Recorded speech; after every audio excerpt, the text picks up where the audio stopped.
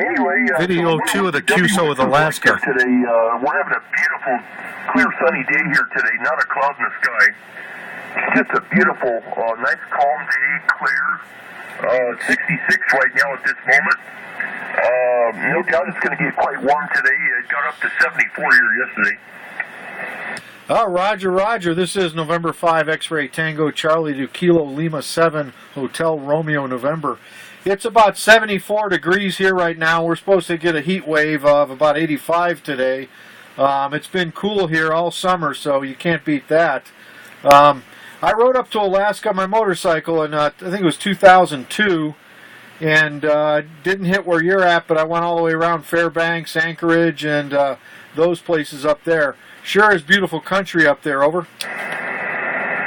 Yeah, it is. I enjoyed all 43 years of it, and I have no plans on leaving here. It's a beautiful place. I love it. Year-round, not just summers. Summers are really nice, but, I like all four seasons, especially the fall months. The colors are just absolutely beautiful. Yeah, the station I worked down there in Fort Walton Beach, Florida, I hadn't seen him in 21 years. He left here 21 years ago, and they came up here several weeks ago. And so we went down to Homer and went halibut fishing down there and did very well. And we went around other locations, Mananuska Glacier and other directions there. So we had a pretty good time there, Scott. Great place. Hopefully next time we'll do the Denali National Park. I've been there already. It's quite a nice park to visit. N5XTC Tango Charlie, KL7HRN. Yeah, Roger, Roger on the Homer. I did hit Homer. I stayed in a campground there, and I had an awesome view of the bay across to the mountains there. There's a Salty Dog Saloon there I remember spending some time in. Homer's a beautiful spot there. Yeah, I didn't do the Denali thing because you had to take a bus in there, and I wasn't really into that. I kind of wish I would have now that I'm back. It's not often you could take a motorcycle ride to Alaska. I'm not sure I'll ever do it again, but it was a trip of a lifetime, over.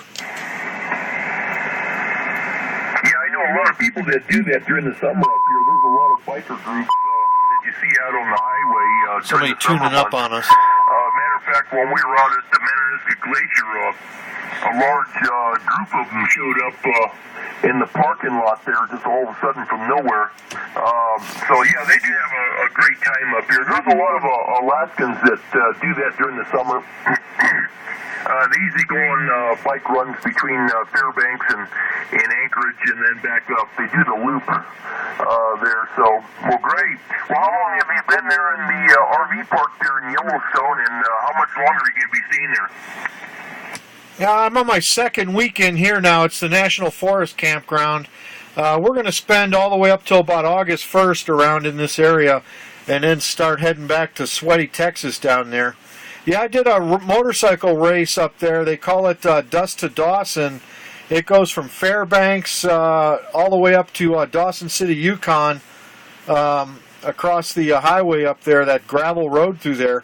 I forget. I'm trying to think of the name of it. I don't know why I spaced it, but it's a great ride there. And I did it on a Honda Gullwing, not really meant for off-road riding, over. Yeah, that's called Top of the World. Roger, just as I unkeyed, I remembered that, the Top of the World Highway. Not sure why I spaced it on there. But it was a pretty scary experience going across there. But Dawson City, Yukon's another great place to hang out. Oh, yeah, you bet. Of course, now you got to have a passport. Yeah, I remember I got to the top of the mountain there, and there's like this little station in a little hut there, the Canadian border station there. It was kind of a trip. They didn't even really stop me. I just kind of went straight on through there. Yeah, you're right. Well, anymore up here, we got to have passports. Matter of fact, I'm going to be applying for one here shortly. I need to have one here because that way I can get in and out of there anytime I want. So I think if you're retired there, if you're going to be there till August, sounds like you're not in a hurry to get back.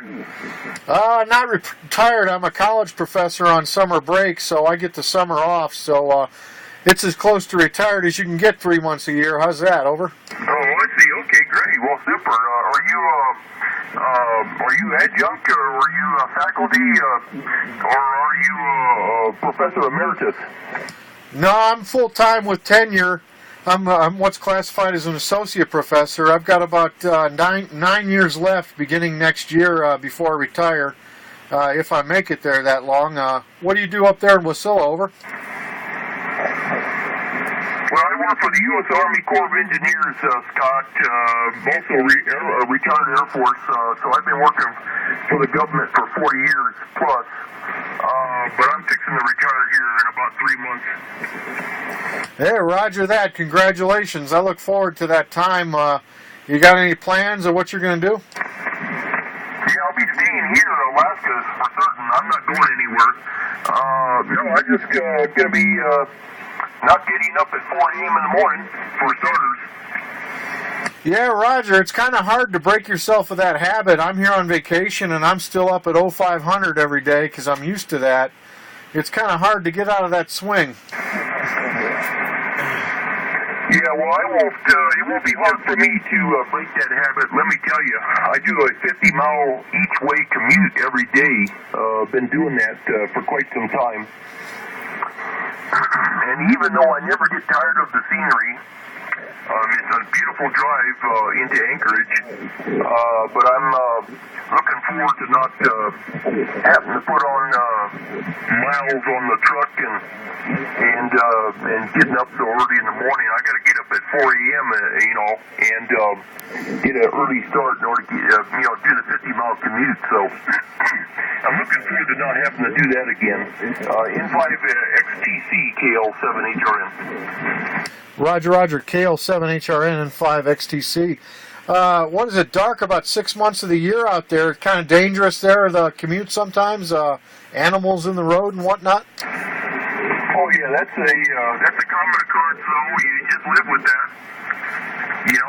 When the moose get out on the road, you just got to be on the lookout for them. I nearly hit 2 of them last year. I had a very, very close call last winter.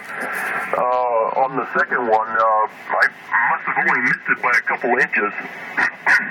It's pitch dark conditions, there's a lot of stretches up here that don't have street lighting. And especially when you got black ice and all those conditions. So you just have to drive very cautiously. Fortunately, my truck has got anti-skid, automatic correction, computerized, and that really made all the difference. So the newer four-wheel drives that have the anti-skid, it's really helpful when you get to situations like that. Go ahead. Yeah, Roger, it's like that going through the park here because I leave pretty early in the morning to go through Yellowstone, and it's a two-lane road through that park, and you never know what's going to jump out in front of you. One of the things down here are those bison, and sometimes those are the size of a small car. You hit one of those and you're done. Over. Yeah, Roger, I've seen pictures of the buffalo and elk and all that there. Well, it's primarily moose here, although there is a large elk herd here in Palmer. We got a reindeer farm here in Palmer. Make a new video, we're clear.